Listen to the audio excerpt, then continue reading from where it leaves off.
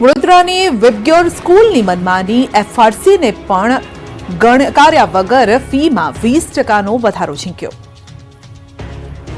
વડોદરા શહેરના વડસરમાં આવેલી વિબ્ગ્યોર સ્કૂલની મનમાની સામે આવી છે। બેફામ ફી વધારો કરવામાં આવતા વાલીઓએ વિરોધ પ્રદર્શન કર્યું। વડસરની વિબ્ગ્યોર સ્કૂલ દ્વારા ફી નિર્ધારણ સમિતિની કોઈપણ નિયમો માનતી ન હોવાના આક્ષેપો સાથે સ્કૂલના વાલીઓ મોટી સંખ્યામાં ડીઈઓ કચેરી ખાતે પહોંચી ગયા હતા। એફઆરસીના ઓર્ડરને પણ ગણકાર્યા વગર સ્કૂલની ફીમાં 20% જેટલો વધારો ઝીંકી દેવાતા વાલીઓએ હોબાળો મચાવ્યો હતો।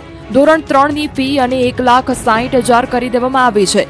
એફઆરસી 1,20,000 કરી જે પણ વધારે છે, જેની સામે સ્કૂલ દ્વારા કોઈ સગવડ આપવામાં આવતી નથી। સ્કૂલ મનમાની કરી રહી છે અને વાલીઓ સાથે મનસ્વી વર્તાવ પણ કરવામાં આવી રહ્યો છે। એફઆરસી પ્રમાણે ફી લેવા તૈયાર નથી। આ વર્ષે 20% વધારો કર્યો છે। એફઆરસી પણ સ્કૂલ સાથે બેસી ગઈ હોવાના આક્ષેપો વાલીઓ દ્વારા કરવામાં આવ્યા હતા। બીજી બાજુ ડીઈઓએ કહ્યું છે કે વાલીઓની ફરિયાદને આધારે સ્કૂલમાં તપાસ કરવામાં આવશે। હાલ તો સરકાર દ્વારા બનાવવામાં આવેલી એફઆરસી કમિટી ફારસરૂપ સાબિત થઈ રહી છે। આ ઉપરાંત એફઆરસી દ્વારા સ્કૂલોની ફી પણ જાહેર કરવામાં આવતી નથી, જેથી વાલીઓ અસમંજસમાં મુકાઈ ગયા છે।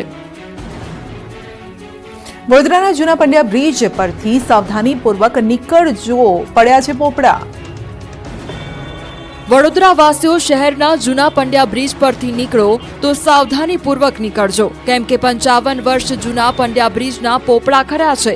બ્રિજ પરથી પોપડા નીચે પડતા લોકો એકત્ર થઈ ગયા હતા। જ્યારે બ્રિજ પરથી પોપડા ખર્યા ત્યારે નીચે કોઈ ન હોવાથી મોટી જાનહાનિ ટળી ગઈ હતી। અહીંથી હજારો વાહન ચાલકોની અવરજવર હોય છે, ત્યારે જર્જરિત બ્રિજના પોપડા તૂટી પડતા અનેક લોકોના જીવ પર ખતરાને લઈને અનેક સવાલ ઉભા થયા છે। કોઈનો ભોગ લીધા બાદ બ્રિજનું સમારકામ થશે। સુરતમાં ગેરકાયદેસર બનેલા ઝીંગા તળાવ તોડાયા।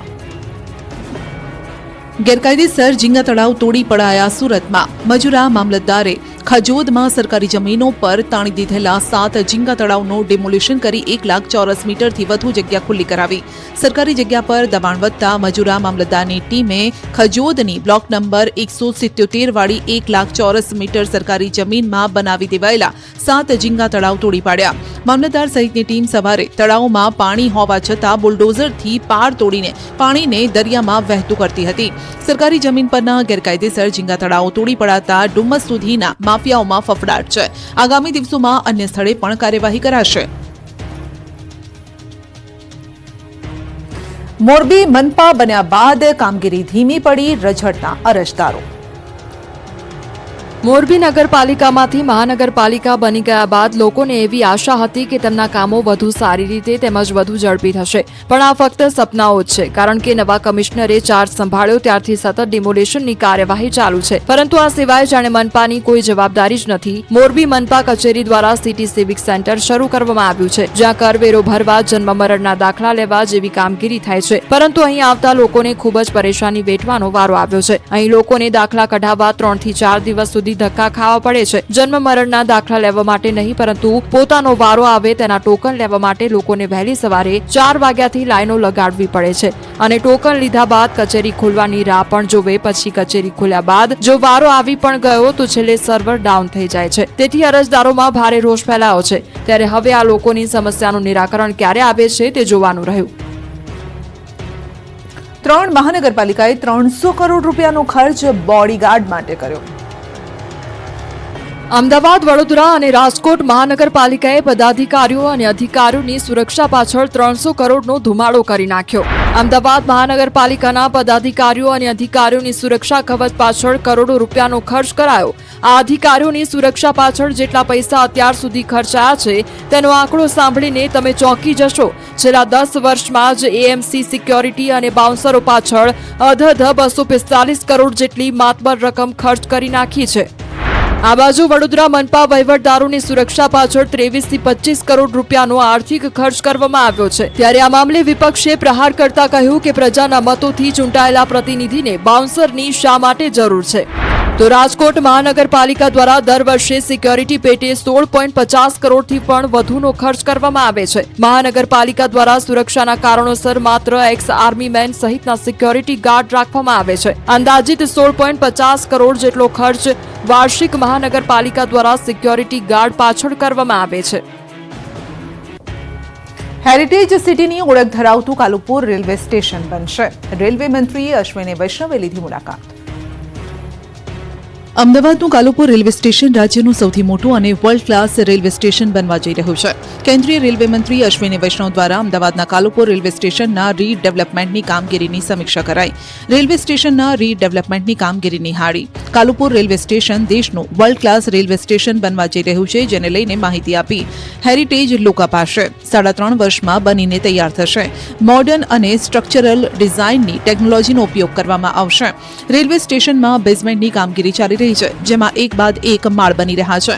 1 મહિનામાં એક માળ બનીને તૈયાર થઈ જાય છે, પરંતુ જેમ જેમ કામ ચાલશે આગળ તેમ માત્ર 20 થી 25 દિવસમાં જ દરેક માળ બનીને તૈયાર થશે. 2383 કરોડના ખર્ચે રેલવે સ્ટેશન નિર્માણ પામશે.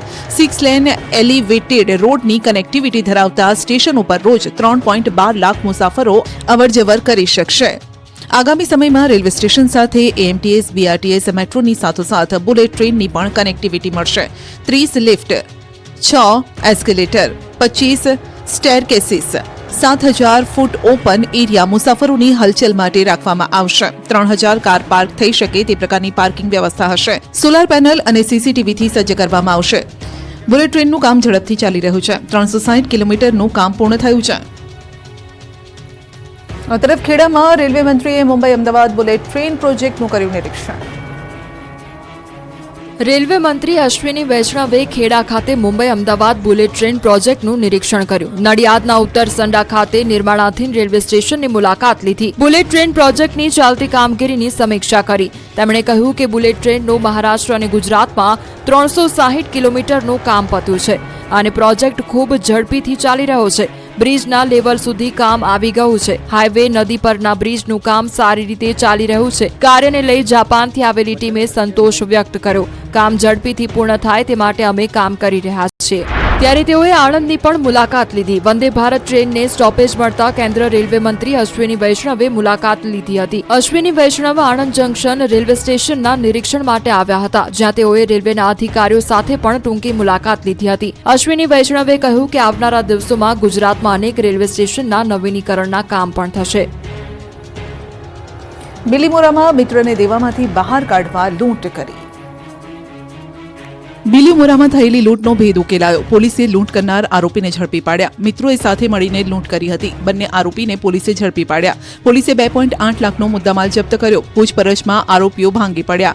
પૂછપરછમાં ખુલાસો થયો કે ચાની દુકાનની ફ્રેન્ચાઇઝી લેવા શરૂઆતી ઇન્વેસ્ટમેન્ટ માટે ભોગ બનનારા પાડોશી પ્રિન્સે જ પોતાના દેવાદાર મિત્ર મિહિર સાથે મળીને બનાવ્યો હતો પ્લાન. દેવામાંથી નીકળવા માટે લૂંટ કરી. લૂંટાયેલ મંગળસૂત્ર રિકવર કરાયું છે. સુરતમાં આરટીઆઈના નામે લોકો પાસેથી રૂપિયા પડાવતા વ્યક્તિઓને ત્યાં પોલીસના દરોડા. સુરતમાં આરટીઆઈના નામે લોકો પાસેથી રૂપિયા પડાવતા ઇસમોને ત્યાં પોલીસના દરોડા. આરટીઆઈ એક્ટિવિસ્ટને ત્યાંથી મોટા પ્રમાણમાં દસ્તાવેજી પુરાવા મળી આવ્યા. આરટીઆઈ એક્ટિવિસ્ટ શાકિર હુસૈન લાખાણીને ત્યાં દરોડા પાડવામાં આવ્યા હતા. શખ્સ બાંધકામ કરતા લોકો પાસેથી ખંડણી વસૂલતો હતો. આરટીઆઈ કરી બાંધકામ તોડાવી પાડવાની ધમકી પણ આપતો હતો.